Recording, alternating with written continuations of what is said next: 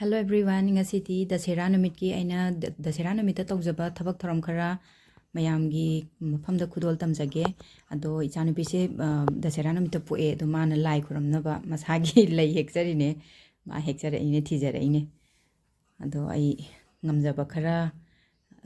hairang leirang khara tawraga adum katjarage tawre upai leitre sidadi chatpa khotpa pharak yam taaba thabak oibanina ne adum araiba khara ai leikon da satjaba ai gamla da thaba satjaba khara adum hekjare aduga aina thajajaba lai haitare ai ningjaba haitare ko habadi mi gi apam pam ba ningjaba adum masagi loi leinari ni ado mi moinu suningi ai den chakhum da imoinu gi photo thelaga imoinu gi chak thungjai adagi kano chatlaga na yum da thoga na lain dau lai meren khoirami puthiba pai bungu khuramjai adumai tawdana mafam da leiru mafam da dum loi ningjaba haitare aidi loina isor je chap manai na khalleba ko ado gari sisu dum puja tawjare sina macha kawe sisina cheta kawe aduga koiba mu chachare jamu gi hanta kano tawbudo ising chawraga tawgiba mafam do aduduni sise thonga tiaga koigi san upa kari kram yam tawbudo chendara kiba mafam do adudu as irei ko kanjeu irei chendara de dum chendagi doine da natra samudra gi irei gi type ta taweba do irei je goina ba kukan je wave to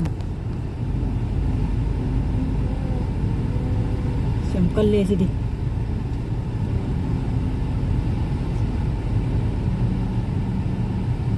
adine san ga tawri do tawdaba ga toido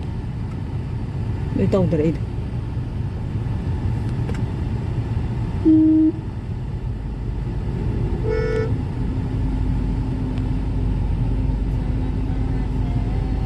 kizai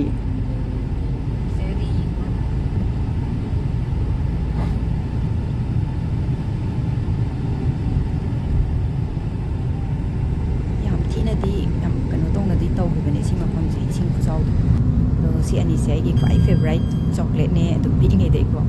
aduga kai de gain favorite drink kharaga di si se tender coconut water aduga yam thajadana sigi karon se je phanglera me ko ai gari manung de ubni na khamo toraga khamalaga ne ko lauri ne ba si se ai yam pamjaba karon hai tare si se irola ju habni kangong ju chaba haw ne ko adaina kg ma laure kg dana chama pi mai jina ko aduga hawai akoigi uchek maruman bi hawai do adusu thangnaba dukan du da yawrameba moigi stall hai tare moi injang napi yonbagi stall tawidana moigi duda ado si se kg makhai ma logjare si kg dan cham kun pi haye ado yamna su challe chanbasu ado ni kg makhai am tang lawrage ne kg makhai am lawre aduga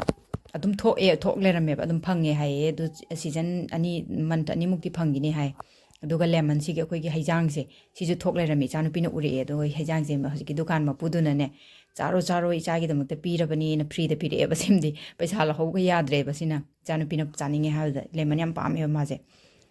aduga sida hawai sangbi kharam yaw lerame yam fresh obedu da aina sisu kg makhai am lawre adu si kangong cha yam hawbani kangso cha jam hawbani aduga alu angang bi kharam chu yaw lerame ba da alu angang bi kharam su lawre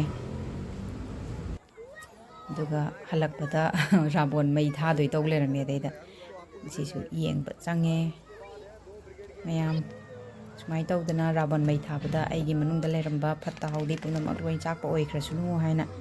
isana khoramjare sumai tawdana ai numitumagi kano se yamna nungaina loisin khiye mayam thank you for watching my video